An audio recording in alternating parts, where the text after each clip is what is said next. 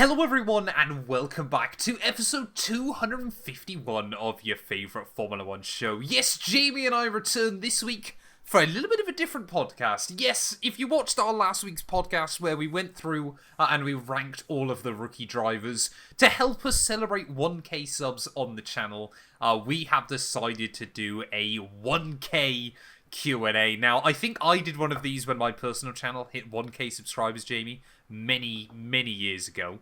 You did. Have you ever done a Q&A? You did, yeah. Not on YouTube. I did a Twitter one, but I don't know why, because, yeah, it was just... Were you lonely one afternoon? I think I was on a long car journey when I was a passenger, so I do remember that. I never got 1k subs on my own channel, so never got the opportunity. We're still trying to get to... It is mad to think that this is your most subscribed YouTube channel. It is. That's quite insane, actually. We're going to try and get the personal... If you actually upload it again, you could get to 1k easily. I'm not going to upload again. No, exactly. Exactly. But yeah, no, obviously, again, a massive thank you to all of you for the support on the podcast in recent times. Of course, we're not going to keep banging the drum about getting yourself subscribed or anything like that anymore. But of course, if you do enjoy them, you know, consider it. It is a great way to help us and support us as well, though. But we got quite a few questions in from you guys. Luckily, this week, nothing particularly as exciting happened in the Formula 1 world either week. Confirmed. Who Perez is going to Cadillac. That's been like basically confirmed for weeks. Yeah. Now, we will just preface this. We're recording this on Friday morning, Friday the 15th. The podcast will probably go live on Monday the 18th. Yeah. So if something has happened either Friday or over the weekend, then we apologise in advance because Jamie183 is once again going on holiday, aren't you? I am, which leads us on to one of our questions, but we'll get to that later.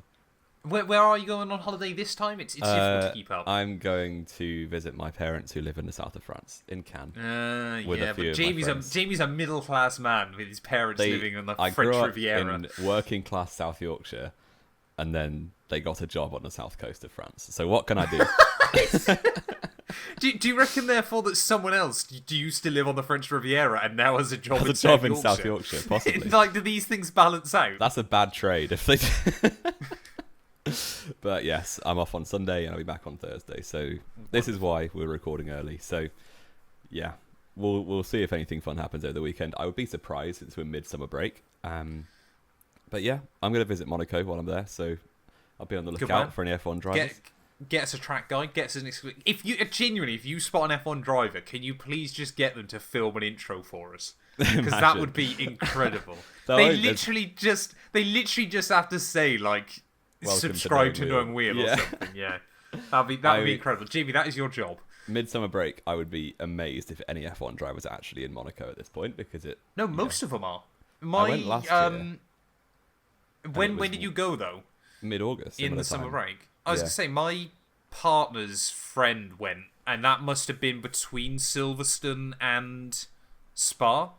I think she went on like the weekend between, and I think she saw Alonso, I think she saw Liam Lawson. She saw a few drive, not like loads, but she saw like 3 or 4. I am yet to meet a driver in Monaco, but...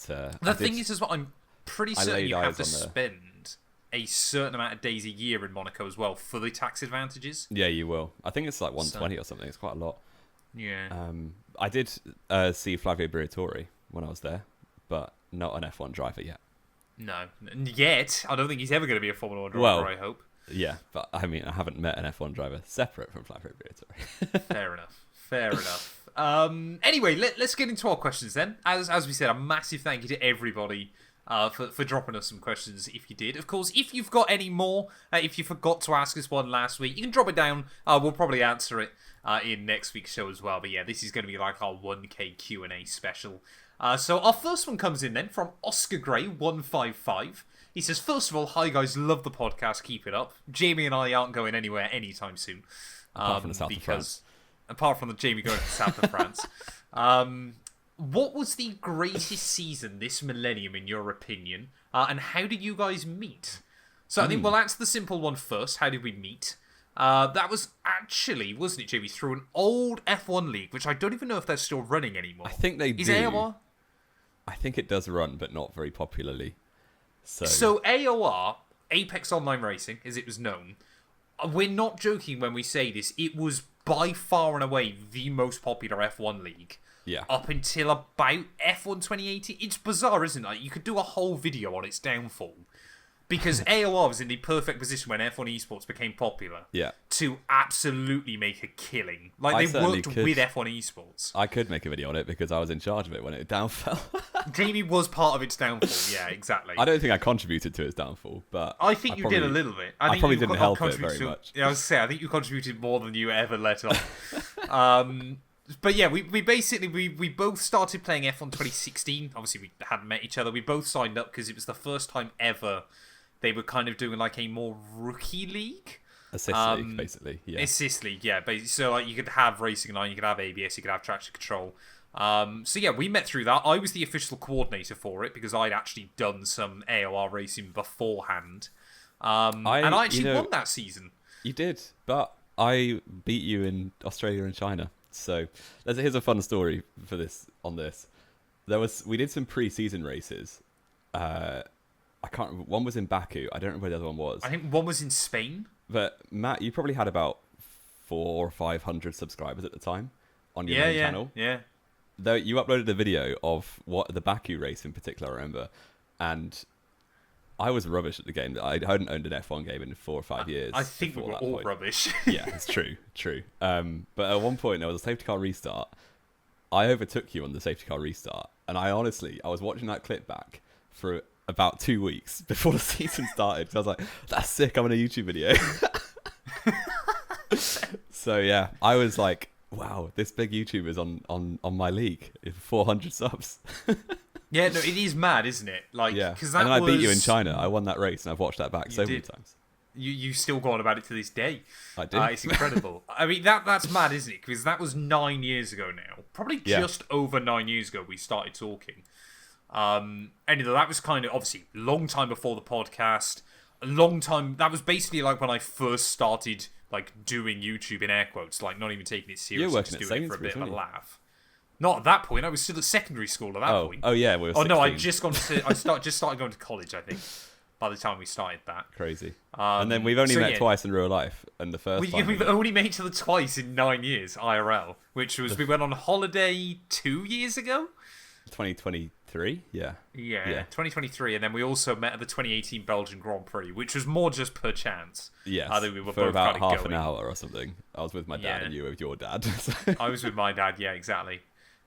So I'm hoping, of course, we've said it many times before, but I'm hoping we obviously will start seeing each other a bit more in person in the future. But yeah, this is literally like one of the only kind of internet friendships I've had now for like more than like 5. Well, yeah, I guess we've still got a group of us, haven't we? We've got probably about 6 or 7 of us that still talk from that league nearly 10 years ago.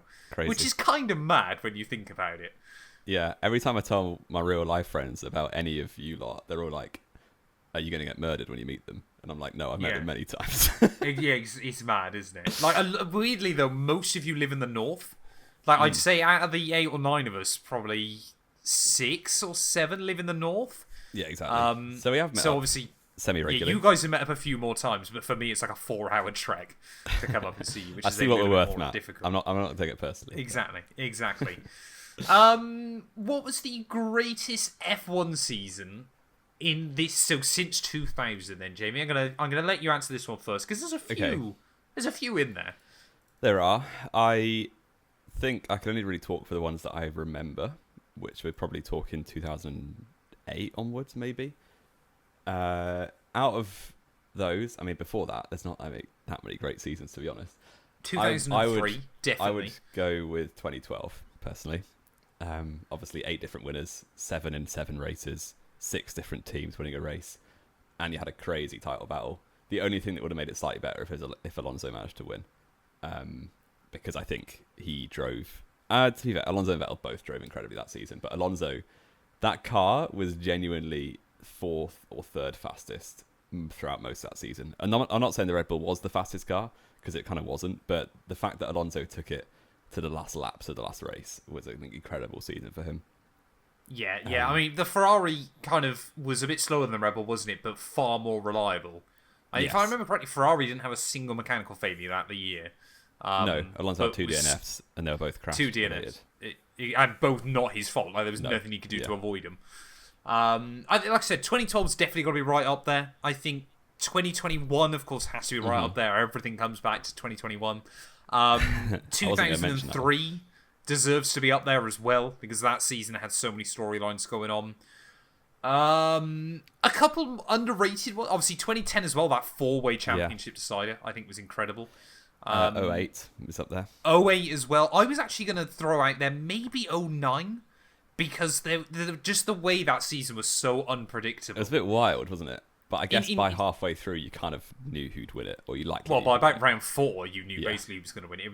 It was such a messy championship by broad in the end, but of course they were limited with what they could do. And then I argue as well, kind of 2020 is like a massively underrated season. It is. Just because there were so many great races, it was just the fact Lewis dominated. It depends what you're looking for, really, because if you love F1 for the championship narrative, then the likes of 2010, 2012, 2021 are by far better than the likes of 2020 or 2019. Yes. But 19 and 20 had loads of great races individually. Like, in 2010, there were a handful of okay races, but most of them were really rubbish. Yeah, 2010 was a kind of, I think, a year that is almost too fondly remembered. The refueling era as well. Way. Most races in the refueling era were boring as if you watch them back now. Yeah, exactly. It's just the championship narratives were really good. So depends what you want. I want a bit of both. Exactly. So if you had to go back, Jamie, you were only allowed to watch one Formula One season. Which would it be? I even think actually when you're talking about like interest and mix-up, even 2024 was a pretty good season. Again, 8 winners is pretty good going. 7 winners, wasn't it? I thought... Oh, no, Checo didn't win, did he? Sorry, it was only 7, yeah. So if you had to go back and watch one season... I would watch 2012. I know it's boring. I think that's... I'm honestly tempted to side with you there. Except for as a McLaren and a Lewis fan at that time, it was so painful. Because they completely threw away that champion. Like, they should have, at the very least, been in that fight. Yeah, they really should have. Obviously, Hulkenberg's first major podium miss in Brazil. But that's all forgiven now. Exactly. Old news at this point. So, great. Are we seriously saying great to see? Actually, I think I'm going to say 2003. I'm going to say 2000 because obviously we didn't really watch it at the time. No. Because we were 3 years old. I'm going to say V10s as well. You've got to love it. Oh, the step noses instantly became memorable, even though they were ugly as when they first came out. Apart from a couple of them that were a bit botched, I didn't actually think they were too bad for the most part. Next up then, from Hero017, when did you become a Lewis fan? Was it as he came in just because you started taking a greater interest in the sport at the same time? For me, it was like Messi with football. I really started watching the sport when he was the new big star, so I became a fan. And the same question for Jamie is a resident Max Verstappen fan. And can we name one performance from Hamilton and Verstappen that stands out for you in their early years? Great question. Go on then, Jamie. You first. So, for Max, it's actually an interesting one because obviously I'm not Dutch. I didn't just automatically like him when he joined. To be honest, when he joined, I was a Nico Rosberg fan. So, Max was Jamie's always had a bad taste in Formula 1 drivers, ladies and gents. What can I say? I found Max in 2016 really annoying because he was the one threatening Rosberg usually. He was, yeah. He rattled Rosberg so many times that year. That overtake at Abu Dhabi 2016 was incredible still to this day. Yeah. I would say it was probably throughout 2018. I can't really pinpoint a time, but I think he was really unfairly treated at the start of 18. And then I don't think only 2019 onwards did I start going into races rooting for Verstappen. But what I do remember is Brazil 2018, which was the race where Ocon took him out a lap down. I remember being fuming about that. So I must have been a fan by that point. Yeah. But it was probably that. And it's more to do with the fact that Max is incredible.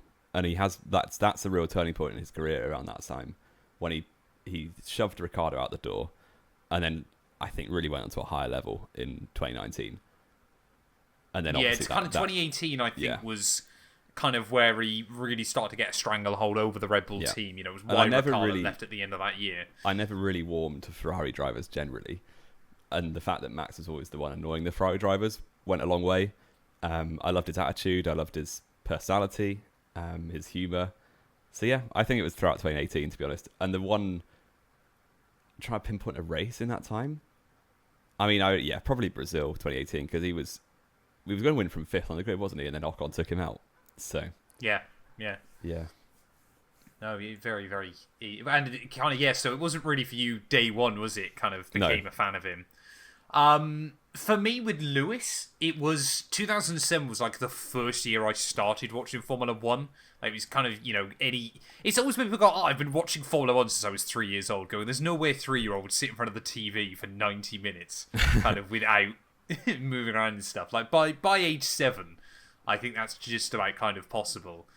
And it was kind of like my dad had already been watching it, for many years, kind of in and out, I think. And then as I kind of, when you're kind of at like age and you kind of latch onto something, you kind of get like your first real hobby or interest in something. That was kind of what it was for me. And it was obviously, young British guy had sort of come in. Obviously was immediate, kind of right at the front and obviously thrust into the limelight as well, and obviously just how good he was instantly, despite obviously all the controversy that went on in 2007, 2008.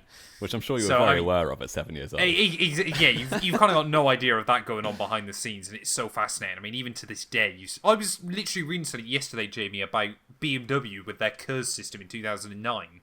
Like when they almost killed one of their engineers because he got electrocuted. Really? Wow. It's stuff like that you just even learn about today. I mean, when it comes to kind of Hamilton, like a performance that stood out, of course, in the early years, of course, everybody's going to say Silverstone 2008. I still would argue, I think it was Fuji 07 is probably one of his most underrated drives of all time. That weather was appalling. Yeah, insane. Obviously, in his rookie campaign still. And the fact Alonso stacked it with a big championship rival. So exactly, I think exactly. So yeah. For me, Lewis, I've been a fan of since he came into sport. It's why I'm always so worried about when he does finally leave. Because obviously, apart from one race in 2020, I've never known the sport without Lewis. I've had so many favourite drivers over the years. It's crazy. Exactly. And I've just had the one still. And I'm so worried that he's going to retire at some point. And obviously, I know he will. He will have to, but it's going to be some point, won't he? It's going to be so weird then kind of not always having Lewis as like, I've liked other drivers as well alongside him, but Lewis has always kind of been the constant for me. I felt a bit like that at the start of 17 after Rosberg left, and before I kind of was massive on Hulkenberg, and then again in 2020. Yeah, when Hulkenberg was gone. Yeah. Exactly. Next up then, Daniel, Cherney 6094. What are your top 5 F1 Championship years wins? With a thorough explanation. Justification. I said the best of why you've chosen one season above all the others. That is a heavy question. We kind of touched this earlier. We've gone through most of them, haven't we? Because I think, generally speaking, modern F1 seasons are probably better to talk about this than older ones. Well, simply because I don't know about you, I've never watched a full season back from the 90s or before. No, it's a bit more difficult. If we say a 5 between us, then are we saying 21, 12, 10, 3? What more you want to throw in there? Yeah, we throw 8 in, I suppose. 07 might have been a slightly more interesting championship, but probably a bit more controversial. But how are you going to rank those 5? Obviously, you're putting 2012 at the top, so I'll put 2003 second. Okay, I think 21's got to go high, just because 2021 third? It was incredible. I would take 2021 third. So 2010, 2008. I'd say 2010 over 08. Okay. Although 08 did have a more dramatic finish. It did, but then Vettel winning it, having never led, was pretty cool. Yeah, that wasn't very thorough. But we did talk about it quite earlier, so I hope that's okay. Exactly. Most underrated F1 driver, past or present, obviously is Jolyon Palmer, and why would you pick anyone else? Most underrated. I would make the argument, I think is quite a common one, say underrated has got to be Stefan Beloff. Should have, or definitely could have been an F1 world champion had he not been killed in a sports car crash. Equally, Francois Sever, similar. Yes, another one. To be honest, I think Jim Clark, the other one, not James Hunt. Jim Clark, 2 world championships. And was ridiculous. Definitely could have won more. Yeah, definitely could have won more. More recent though, Jamie, certainly not in the same kind of caliber as those guys. I'm trying to think of more like drivers that I think deserve the longest shot in Formula 1. I'm going to throw out one that kind of gets completely forgotten about in more recent years. Pascal Wehrlein. I was going to say that. Yeah. That's very interesting. Yeah. He kind of got shuffled out of Sauber because Leclerc was the new shiny toy and Alfa Romeo took over, wasn't he? So he was unlucky to not have a Which, to be fair, he should have been kept in Mercedes teams. Like, it was between Ocon and Wehrlein to go to Racing Point for or Force India, sorry, 2017. And Wehrlein was better than Ocon in 16 for the half season they shared. Yeah, I think Wehrlein, because he's done he won an FE championship, did he? He's won an FE championship, yeah. Similar vein, I think Jean-Eric Vergne was unlucky to not get a shot outside the Red Bull family. Because he and Ricciardo was generally a bit better. Not a lot better, though. And the fact he was Vergne absolutely tanked Kvyat in 2014, and then they promoted Kvyat. And then Kvyat got the Red Bull. That was the more injustice for Vergne, yeah. And I'm not saying Vergne could have gone on and won championships, but he certainly deserved. No. But in the same way, I'm not sure Pascal Wehrlein would have. It just would have been interesting to see had he got more time. Could he have? Slightly further back, I think. Obviously, Robert Kubica. I mean, he's quite highly rated, to be honest.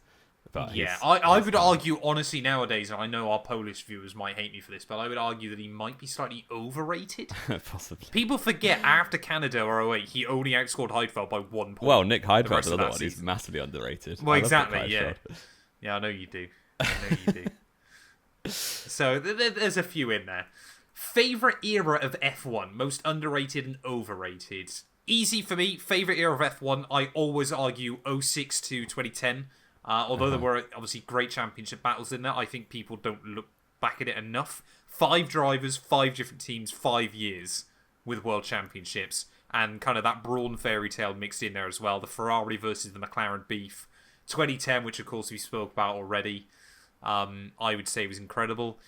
I hate to say it as well, but the V10 era is probably slightly overrated because a lot of the races were, apart from like 2003, a lot of the racing that back then wasn't that great, and the field spread was massive in some years. And nobody overtook each other. When you could refuel, people just waited for pit stops. Yeah. For you, Jamie? I have a real soft spot for the high-deg Pirelli era when it first started. So 11 through 13. 2011 through Silverstone 13 before they got scared and made the tyres harder. Because, 11, again, not a great season because Vettel was too good. But individual races in that season were incredible. The likes of Canada, China, Hungary, Japan. Yeah, lots of great races in that season. And obviously 2012 we've spoken about. 2013, up until Silverstone, was going to be an incredible title battle. And then four drivers got punctures. And they got really scared and basically gave the title to Red Bull. Yeah, exactly. Yeah, 4 drivers got punctures in one race. They went, Sebastian Vettel, quick, have another one. And because I think after Silverstone, obviously Vettel had a mechanical failure, but I think there was something like 30 points between Vettel, Alonso, and Raikkonen. Yeah. And it would have been great the rest of the season. Imagine a Kimi Raikkonen Lotus World Championship. I don't think Raikkonen would have gone the whole way, but Alonso could. No, he wouldn't have. But to be fair, actually, you say that Lotus was rapid in a few races towards the end of the year. Raikkonen just gave up because he had back surgery, and then Grosjean started getting all the podiums instead. It was because he wasn't getting paid anymore was the problem. True. Well, he never really got paid in the first place. He was bankrupted Lotus with a points bonus. Exactly. Hilarious. Yeah. If you had to put the best F1 drivers of all time during their respective primes, which circuit are you choosing? Who are the drivers and who wins? If we're talking about like all out, one driver, one circuit, no one could beat them, I think saying anything other than Senna at Monaco I was going to say the same thing. would be a travesty. Now, I don't think there has ever been anybody so dominant at one circuit. Nico Rosberg for so long. No, it doesn't come close. No, it would be Senna at Monaco. If you're picking a more conventional circuit, I think someone like Schumacher. Hamilton at Silverstone has been a mad combo, or Hamilton at Hungary as well. Schumacher at Magny-Cours, or a German another track. great one. Yeah. Yeah. It's weird, isn't it, when you kind of look at Verstappen, because he's kind of won quite a few races. Mexico, but it's, Austria. Mexico and Austria were like the only two I was going to say that you feel like he's properly dominated. Well, he's not really a track specialist, is he? He's just a fast driver, so he just wins everywhere. Yeah, exactly. Yeah, especially obviously he's one of those drivers as well that a bit like Hamilton for so many years as well, where a bad track for Hamilton is Monaco because he's only got 3 wins there at Monaco and 2 of them things very like that. Yeah, you can say the same about Rosberg at Monaco. Yeah, but I'm not saying Rosberg's one of the greatest drivers of all time, am I? No, exactly. But I think, yeah, if you're going to say one driver, one circuit, no one gets close, it's got to be Senna Monaco, hasn't it? Yeah. 6 wins. He would led be, something ridiculous, like 280 laps in a row, consecutive. If you got every driver all time to race Monaco in their prime, it would be Senna from Graham Hill. Genuinely. If you're just talking Monaco, yeah, I think there's a strong argument to be made there. But if you look at kind of a couple of Graham Hill's Monaco wins as well, a couple of them were down to reliability. In the 50s or 60s, no way. Exactly. The next one then comes in from Matthew De Silva. It's the question we all want to know. Jamie, what is your real job that means you get to go on holiday every other week? Wow, I've been outed. It's a bit of a myth, to be honest. You go on holiday a lot. I work for the NHS. In corporate services, in procurement, which I know is really fun. It's got a decent holiday package. I get 28 days plus bank holidays, which is pretty good. That's basically plus bank holidays, the legal minimum in this country. 35? No, it's more. It's way more than is it 35? Oh, okay. As in 28 plus 8. I don't know, because obviously I don't get holiday like everybody else. A lot of places are 28, including bank holidays. Where do I get 28? Yes, fair. Right, okay, nice. Yeah. I just use it wisely. And every time I don't work, I go on a holiday. I also do weekend trips a fair amount. This is the thing, isn't it? You do quite a lot of... You also, to your credit as well, do quite a lot of budget trips. Yeah. I just have friends travel in lots of places. Yeah, exactly. Jamie's Mr. Worldwide. Exactly. So this trip to France, for instance, I'm literally paying for flights. And he does also live in the north of the UK. Yes. Which, to put it in context, based on where I live, based on where Jamie's looking to buy a house, you could pretty much get the same house up north for about 60% of the cost down south. It's so hilariously imbalanced in the UK, which is a topic for a whole different podcast. We could do more podcasts on that, but cheers, Maggie. Well done. But just living up north is... Especially if you're working in like a massive company, obviously. Well, the NHS is the biggest hirer in the country, isn't it? 7th biggest hirer in the world. Exactly. Like, there's obviously so obviously living in the north, you're on probably a slightly better wage as such because living is cheaper. Probably slightly. So obviously Jamie's got more expendable income. I work remotely 4 days a week, so if I want to, I can go to France and work, which I have done in the past. So exactly. Don't tell the tax man. I don't know the ins and outs of Jamie's finances as well, but you're also, I would argue from everything I know about you, you're pretty sensible as well. Yeah. I think it's one of the things that why we've probably always got on quite well as well is, although I'm well aware that I work in social media, neither of us are particularly image driven. Not at all. I don't spend any money on cosmetics. No, exactly. So... he hasn't got a facelift or anything like that yet, or a nose job. No, that's coming.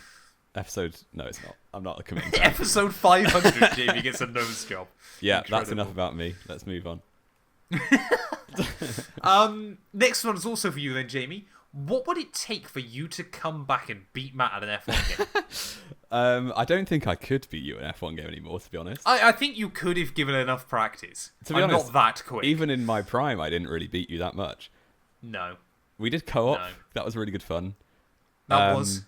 To be honest, life's moved on. I've sold my wheel. I don't really play like games that much other than to relax with my friends. So, I don't know. If there was another pandemic, I would come back. If there was another pandemic, Jamie would come back. What if we get the No Wheel studio set up properly and we could have like a proper co-op rig set up in the studio? I mean, I'd be terrible these days. I've not played an F1 game since 2020. Have you seriously not played an F1 game since then? I bought 2021 and then never played it because my house didn't have internet for like 3 months, which was brutal. Fair enough. Yeah, literally, it's been 5 years. So what games do you play now? Rocket League. I know you're always on Rocket League, even when he's meant to be working. NHS, get on him. That's not true.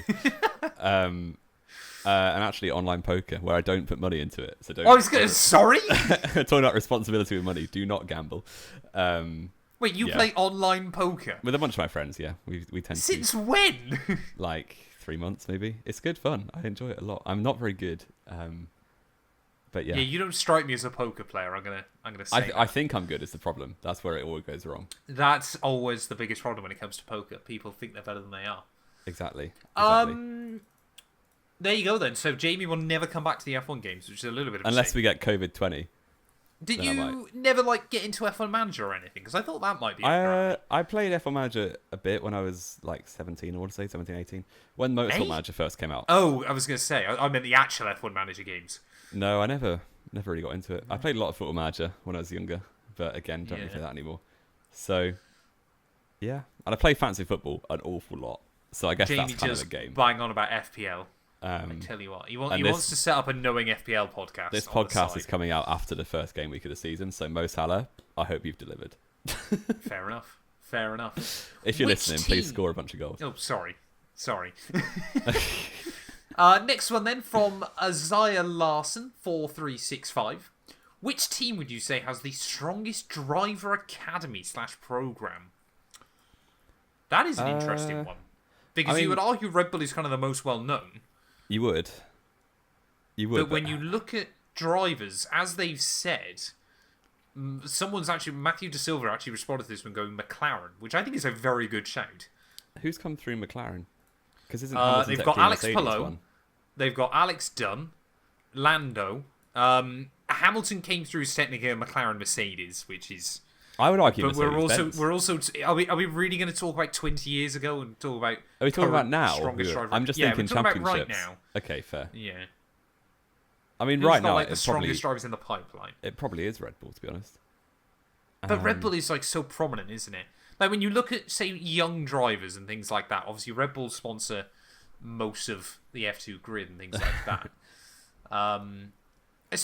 Red Bull, through the late 2000s into the 2010s, had a massive rap sheet. Obviously, you had Seb come through, Max, Daniel. What's it now? 7 of the current drivers were ex or current Red Bull. Yeah. Which is mad as well. But they kind of seem to have a bit of a dry spell again. I don't know. A little bit of. They've only recently. Harvey Lindblad is kind of there's a lot of hype around him. Lindblad will be very good. I don't expect Ollie Goethe or anyone else on the Red Bull books to get to F1, but Lindblad will for sure. Yeah, I don't know. I feel like present day probably has to be Red Bull. If you're looking like back, we said though, McLaren have got Alex Dunn, Alex Palau. But I don't think Palou's obviously Lando's come through in more recent. Palou's not going to get to F1, but he's also won 4 IndyCar championships, which shouldn't be understated. No. I don't know. And then Mercedes-Benz are responsible for Michael Schumacher and Lewis Hamilton in the last 30 years. So yeah, that again, that's a little bit longer term. Also, George and Andrea Kimi Antonelli. It's the big thing, isn't it? Of you kind of got 2 ways driver academies work in the sport. Of Red Bull will kind of throw a lot of money at it and just see what sticks. Mercedes, Ferrari, and most of the others will kind of just back a couple of drivers, and kind of bring them all the way through. Yeah. Which is high risk, but also you could argue higher reward. Yeah. So I guess the problem comes with the Mercedes method is you pick up someone like Fred Vesti who's not quite at the level, and then you're going to effectively or a Mick Schumacher. Yeah, exactly. And you're going to drop 6 years into them just for them to never get to F1, which is a bit of a shame. But it's a little bit weird. Next one comes in from Dave Langford, saying quarter century. Do you know how much a century is? Yeah, I'm a moron last week. I kept saying quarter century when it's quarter millennium, which is far more impressive. So I apologise, Dave. You're forgetting the simple fact that I am an idiot. Philip Halstead 2928. If every race winner suddenly disappeared off the planet, what would the grid look like for 2026? Oh gosh, there'd be so many F2 drivers. There really would be. Antonelli would still be at Mercedes. You'd have Antonelli. You'd have. I think they'd probably sign Hulkenberg. To be honest, I know he's going to be at Audi. Yeah. I think Red Bull would have That is such a loaded question. Yeah, you'd have to have Hadjar and Lawson, wouldn't you, at Red Bull? Oh no, Tsunoda I suppose could still be there. Yeah, McLaren, you'd probably stick Alex Dunn in. You'd put Dunn in. Are there any F1 drivers who've just recently left? I think Joe would probably make a comeback. Joe would make a comeback. Latifi? Latifi wouldn't, surely. I don't think Sargent Well, he's would studying either. at Masters now, isn't he? I think more people would gamble on F2, like you say. You'd lob an Alex Stoney. Leo Fornaroli would finally get a drive. That'd be great to see. Drogovic would get a drive, I would have thought. Probably Vesti. Yeah, there's so many to Paul try and Aaron. go through. Yeah, there'd be loads. There'd be tons and tons. For what it's worth, Exactly. Antonelli would probably win the championship. Yeah, I think that's easy. Do you reckon he's the best driver in the world not to win a Formula 1 race, do you? Well, no, but Hulkenberg's driving a Sauber, so... Fair enough. Fair enough. Nova the King. Predictions for the last 4 races of F2 and how the standings will finish. I think Fornaroli's going to win it, just because I want to back Fornaroli as best as I can. Jamie, thoughts, agree. Champion? I think you think Fornaroli's going to win it? That's bad news, because Jamie gives F2 drivers the kiss of death. I said that pre-season. Yeah, I know, and I thought you were just trying to jinx him. I know, I'm taking that one. I think the Dutch one will fall off. What's it? Vershaw. Vershaw, yeah. I think Luke Browning's got a high ceiling. I think Jack Crawford's good. Alex Dunn should be higher than 5th, realistically. He's got quite unlucky in feature races. He's been recently. Disqualified a few times, yeah. Yeah, I think the winners will be between, mostly Fornaroli, Dunn, Browning and Crawford, as it has been most of the season. Yeah, yeah. I think Gabriel Mini will probably get a sprint race. I like Mini quite a lot. Possibly before the end of the year. Thoughts on anything that's been happening recently outside of F1? IndyCar Palau, 3-time champion, Rasmussen in Daily Crash, Marquez domination in MotoGP. I cannot stress this enough, ladies and gents. Jamie183 does not watch any other motorsport whatsoever. I could talk about quite a few random bits and pieces here and there. Jamie just watches F1 and sometimes Formula 2. I colloquially follow Le Mans when it's on. I like to see you won Le Mans. That's about it. And I like that Ollie Rowland won in Formula E, because he's from Barnsley. Yeah, he's a good guy. He's a good guy, bless him. But Jamie watches like no other motorsport. Yeah, I watch, like I said, I could do podcasts on a few other bits and pieces, but Jamie only watches F1. But I think Palou winning 3 IndyCar championships, he's doing very, very well. I just don't think he'll ever get an F1 drive, and I don't think at this point he wants one. Marquez domination in MotoGP, honestly, I never expected that to happen again, but I think he's making the firm argument. He was out for a while, wasn't he? He was out for quite a while, and I think he is firmly making the argument to any, mainly Valentino Rossi fans, that he probably is likely going to end up being the GOAT of MotoGP as well. What about Nicky Hayden? He didn't have as much success, but was rapid on his day, as far as I'm aware. Again, I don't know enough about MotoGP to kind of say too much about that kind of thing. Will work for food 1. That's the not a guy question. with the Ferrari hat needs to stop making every excuse in the book for Antonelli. Yes, he's been slightly unlucky with mechanical DNS, but in terms of strategy argument, it's his own fault for qualifying so poorly. Not a question, so I'm afraid you're wrong. Mighty Dart 13. Gentlemen, a short view back to the past. 30 years ago, Nicky Lauda told us, take a monkey, place him into the cockpit, and he's still able to drive the car. 30 years later, Sebastian told us, I had to start the car like a computer. It's very complicated. And Nico Rosberg said, during the race, I don't remember what race, he pressed the wrong button on the wheel.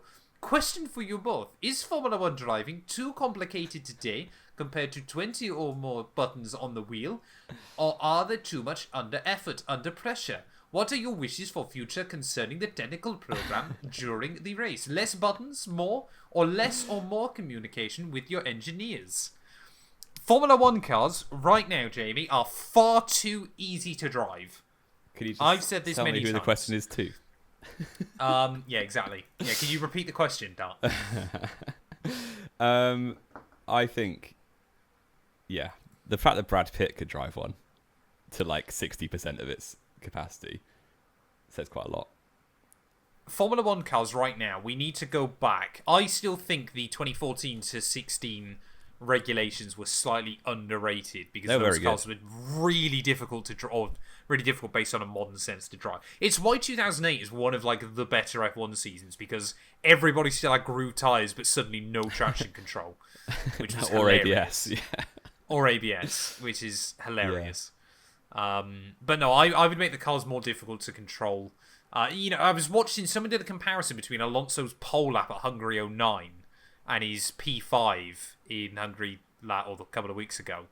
And you kind of forget just how much you used to be able to slot. Like, if you get a moment of oversteer now, it's lap ruined. The Back cars then, are way you really too had to grippy. hustle the car around. Because fat tyres and loads of downforce. They need to make the cars smaller and less quick, basically. Exactly. And give us more aggressive power as well. It's always the problem nowadays with Formula 1 is there's just too much data. Like, I wish there was a way you could sensibly limit, like, how much data a team is allowed. But it's a data-driven sport, isn't it? I don't know. I quite like that kind of thing. Yeah, but it feels like it's a bit too much known as well. But Possibly. It is what it is. Marius Pack 7447 asks, what's our favourite race to watch? Jamie, you can watch one race back for the rest of the time. There's quite a few that I want to pick. I genuinely Silverstone 2025 is up there, obviously. The races that I have watched back a load, because I do watch old races from time to time on YouTube, because that's how exciting my life is. I think Brazil 19, where Verstappen won from Gasly, is right up there, because that was a crazy race. That's a good one. And also... Not for a Lewis fan, or an Albon, but there we are. Also Italy 2020, because Gasly winning the AlphaTauri. I got goosebumps for like the first 25 times watching those highlights back. So I think there's a few others. And Abu Dhabi 21. Abu Dhabi 21 I watched. I was waiting for that one. I'm gonna say there's a few other nominations. Silverstone 24, great race. Obviously we can't do this without mentioning Canada 2021. Sorry, 2011 even. 2011 even. 2021 there wasn't even a Canadian Grand Prix. No. Brazil 2008, if Jamie's allowed Abu Dhabi 21, I'm going to say Brazil 08 as well have got to be up there. Spa 09 always brings a smile to my face. Spa 08 as well. Great race. Hamilton's a cheat. But He's not, but okay. Spa 09, I was a massive Fizzy fan, actually. The Jordan Spa 2003. 2010 as well was chaos. The 2003 Jordan is what got me into the sport when I was playing F1 2002 on Xbox. So yeah. Fisichella on pole, second place in the Force India. Fantastic. Any other ones? I'm trying to think from that kind of era as well. Other good races. Singapore 2016 was a climax like no other when Ricciardo was on the Ultra Softs chasing down Rosberg on Ultra Softs. Yep. And Rosberg held him off. That was the race that was like, okay, Rosberg's actually good enough to win a championship here. Didn't bottle it under pressure. No, exactly. But no, there's Saudi Arabia one 21 race, Jamie. was jokes. Oh, that was just carnage, wasn't it? That was ridiculous. One race alone, I was watching Brazil 21. Brazil 21 was funny as sprint merchant Hamilton, though he wouldn't have got that win if there wasn't a sprint race. He would have. If I had to pick just one, I would probably go for Silverstone 2025, which I know is really recent, but that's so wrong. Your recency bias is no, it's not, because like every modern DTS fan. That's been the most nervous I've been watching a race live, I think, probably ever. Maybe Abu Dhabi 16 was up there as well, but fair enough. Well, if we're going to say that, then I'm also going to be a DTS merchant and say Silverstone 24. I think Brazil 19 is a close second, because that race was awesome. I think genuinely maybe Silverstone 24 is the only time I've unironically cried at a Formula 1 race. Fair. Lewis on the radio after that brought both me and my dad to tears. Yeah, there were a tear in my eye when Gabby was on the radio to Hulk as well, to be honest. And our last question then coming from MechZack4. If you had to choose one circuit each to bring back to the Canada, what would they be? Are we talking... I've kind of got two here, which I know is immediately breaking the question. I'm going to talk one unrealistic and one realistic. First of all, Nürburgring Nordschleife. Knew that was coming. Best track in the world. Realistic one, and it's staggeringly, they are actually talking about it. I don't think it'll happen still. Turkey, Jamie. Turkey might be coming back. Could replace Madrid. And ever since Madrid got announced, I've been on the bandwagon that it won't race. It won't happen, yeah. So I'd love to see Turkey back.